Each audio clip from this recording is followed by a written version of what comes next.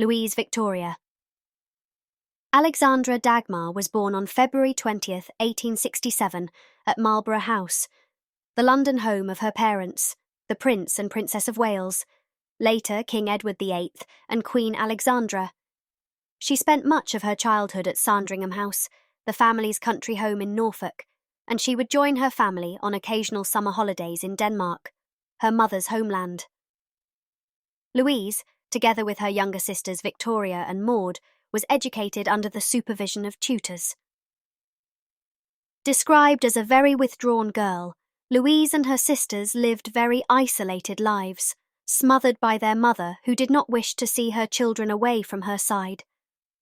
Despite attempts on the part of the Princess of Wales to keep Louise unmarried, she nevertheless married Alexander Duff, 6th Earl Fife, on Saturday, July 27, 1889, at the private chapel in Buckingham Palace. The Archbishop of Canterbury officiated the service. The groom was 18 years her senior. The couple had 3 children: Alistair Duff, Marquis of Macduff, who was a stillborn, Princess Alexandra, 2nd Duchess of Fife, and Princess Maud. The couple resided at Mar Lodge, a sporting lodge built for them by Alexander Marshall Mackenzie. 2 days after the wedding, Queen Victoria elevated Earl of Fife's title and created him Duke of Fife and Marquis of Macduff in the peerage of the United Kingdom. The letters patent creating this dukedom provided that the titles would pass to a male heir lawfully begotten.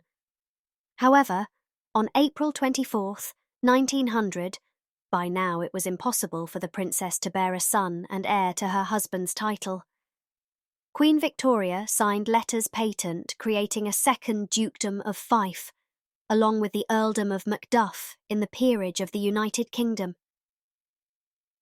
A special remainder allowed the daughters of the first duke, and then to their male descendants, to inherit his titles in the absence of a male heir. On November 9, 1905, Edward VIII created Louise the Princess Royal, the highest honour bestowed on a female member of the royal family. At the same time, the king declared that the 2 daughters of the Princess Royal would be styled as princesses, with the style and attribute of highness, and with precedence immediately after all members of the royal family bearing the style of Royal Highness. In December 1911, the Princess Royal and her family survived a shipwreck while sailing aboard SS Delhi to Egypt. Although they survived unharmed, the Duke of Fife contracted pleurisy and died at Aswan, Egypt, in January 1912.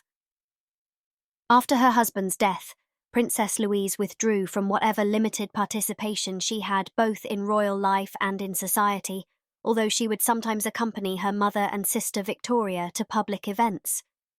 She eventually suffered from heart disease. In October 1929, she suffered from gastric hemorrhage while at Mar Lodge and had to be rushed back to London.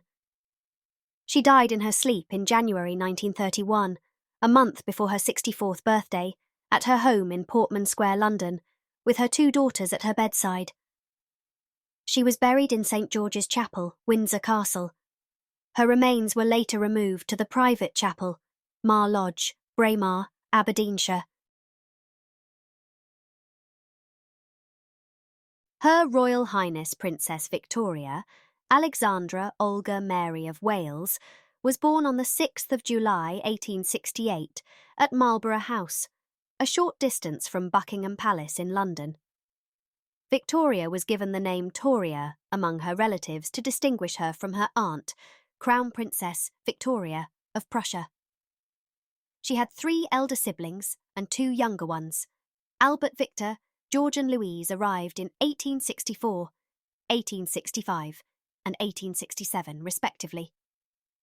Christened at Marlborough House with 9 royal godparents, including Tsar Alexander II of Russia and Caroline Amalie, the Dowager Queen of Denmark.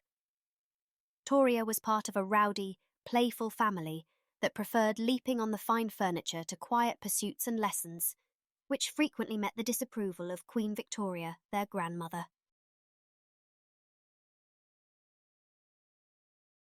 Alex, always a possessive mother, insisted that her children called her Mother Dear. George, the future King George V, was Toria's favourite. Brother and sister remained devoted to one another all their lives. At Marlborough House and Sandringham in Norfolk, the sisters were educated together by tutors. Summers were often spent in Denmark with her numerous relations. Toria was described as mischievous, smart, tall and elegant. She had a wonderful sense of humour and was a good friend to everyone. Throughout her life, she enjoyed having pets, even keeping a tamed pigeon, carrying it around in a basket and taking it for walks. She liked cycling, horse riding, dancing and music, but her favourite pastime was photography. She collected several exceptional photo albums that have been used in exhibitions.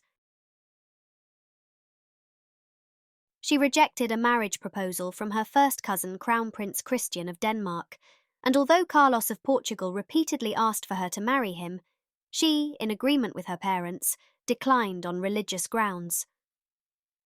She had no wish to convert from Protestantism to Roman Catholicism, which was a non-negotiable factor in the match. The future Tsar Nicholas II of Russia, his cousin Sandro, the Grand Duke Alexander Mikhailovich, and Nikki's younger brother, Grand Duke Michael Alexandrovich Misha, all pursued Toria, but their advances came to nothing. Alex persuaded Toria to resist marriage.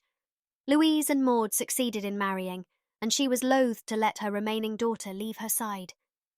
Bertie was hardly ever with her, and she'd endured decades of his infidelities. Alex needed a devoted companion. That role apparently fell to Toria. The former Prime Minister and widower, Archibald Primrose, 5th Earl of Rosebery, proposed to her. Although she was the one who unwillingly uttered the word no, it was her parents, particularly her mother, who decided her fate. Bertie saw no place for politicians in the royal family, so he vetoed a marriage, but Alex discouraged the match, as she had with the previous suitors, for more selfish reasons. Rosebery did not marry again. Toria never married.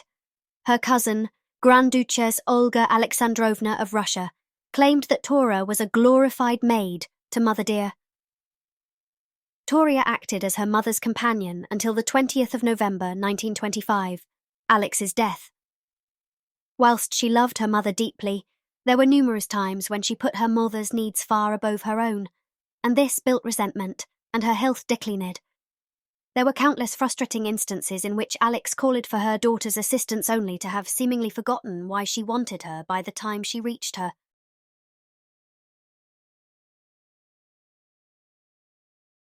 It seems highly unlikely that Alex, who presumably felt a sense of entitlement about keeping Toria for herself, appreciated the demands she placed on her daughter.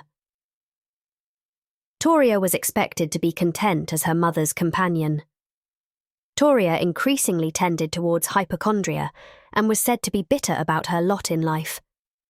Occasionally, her harsh words wounded others.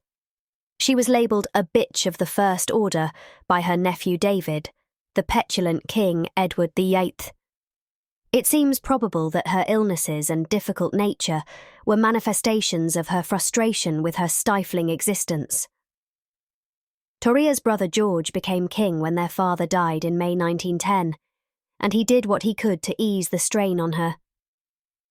Toria had little in common with his wife, Queen Mary, so she did not confide in her.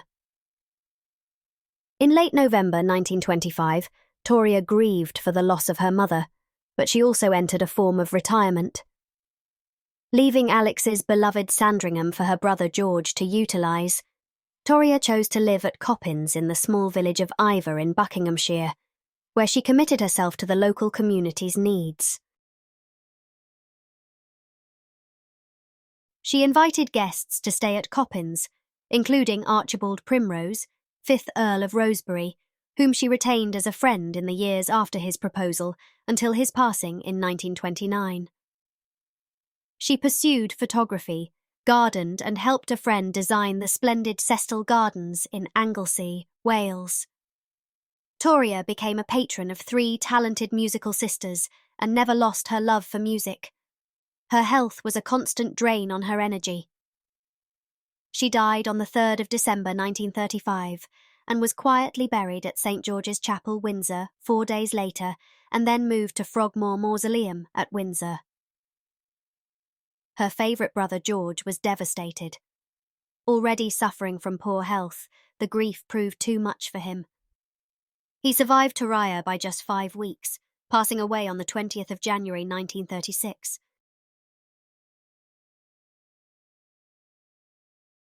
Maud Charlotte. Mary Victoria was born on 26th of November 1869 at Marlborough House, London, and was the third daughter and fifth child of Edward and Alexandra of Denmark. As the youngest, Maud was lucky to have a less austere upbringing than her siblings, and she was reportedly her father's favourite child. Maud was a tomboy, which earned her the nickname of Harry, and she loved sports and horse riding. Maud and her siblings used to spend their summer holidays in Denmark and often went on cruises around Norway and the Mediterranean. Maud was in her late 20s before she decided to find a husband, and she set her sights on marrying Francis of Teck, the younger brother of her sister-in-law, Mary. However, he ignored her advances. Instead, Maud married her first cousin, Karl of Denmark, the second son of Crown Prince Frederick of Denmark, and Louise of Sweden on 22nd July 1896. The newlyweds lived in Copenhagen. However, they were given Appleton House on the Sandringham estate as a wedding gift, and their only child, Alexander, was born there on 2nd July 1903. The union between Sweden and Norway was dissolved in 1905, and the Norwegian government offered the throne of Norway to Karl, partly due to Maud's connections with the British royal family and the fact Karl was descended from ancient Norwegian kings. Norway had not had an independent monarch since 1387, and the fact Karl already had a son was also in his favour. Karl was flattered by the offer. However, he insisted the Norwegian government hold a referendum to show whether they wanted a monarchy or wanted to be a republic. The results showed overwhelmingly in favour of retaining a monarchy, and Karl was officially elected on 18th November 1905. Karl chose to adopt the Old Norse name of Hakon, which immediately endeared him to the Norwegians, and his family left Copenhagen on the Danish royal yacht, Dannebrog, on 23rd of November 1905. At Oscarsborg Fortress, they boarded the Norwegian naval ship, Heimdall, and arrived in Oslo 3 days later. 2 days later, Hakon took his constitutional oath before Parliament as Norway's first independent king in 518 years. The coronation took place in the Nidaros Cathedral in Trondheim on 22nd June 1906, and it was also the last to take place as the Norwegians felt the rites were too archaic. Afterwards, Hakon and Maud took an extensive tour around Norway before settling into the royal palace, which took 2 years to refurbish. The Norwegians were excited to have Hakon as king, and they were even more gratified when the royal couple announced their son was being renamed Olaf. Although Hakon had considerable powers as king, he wisely left politics to the government and concentrated on promoting the interests of the country instead. Although Maud would never cut her ties with Britain, she enjoyed her new duties as queen consort and was careful to show her support for Norwegian customs and culture. During the first years of their reign, the king and queen engendered favour when they wore various Norwegian folk costumes, and they involved themselves in charitable causes. Maud instigated the Dronningens Hjelpekomité, the Queen's Relief Committee, during World War I, and supported the feminist Katti Anker Moller's Home for Unwed Mothers. Maud continued to live at Appleton House when she was visiting England, and she designed English gardens at Kongsseteren, the Royal Lodge overlooking Oslo, and at the summer residence at Bygdøy. Olav married his first cousin Mertha of Sweden on 21st March 1929, and they had 2 daughters, Ragnhild, and Astrid, and one son, Harold. As the first heir to the throne to be raised in Norway since the Middle Ages, he received extensive military training and was raised as a Norwegian. While visiting England in 1938, Maud became seriously ill with stomach pains and was taken to a clinic where she received emergency abdominal surgery. Maud survived the surgery, however she died of heart failure on 20th November with Håkon by her side. Maud's body was returned to Norway, where she was interred in the royal mausoleum at the Akershus Castle in Oslo. She was the last surviving child of Alexandra and Edward VII,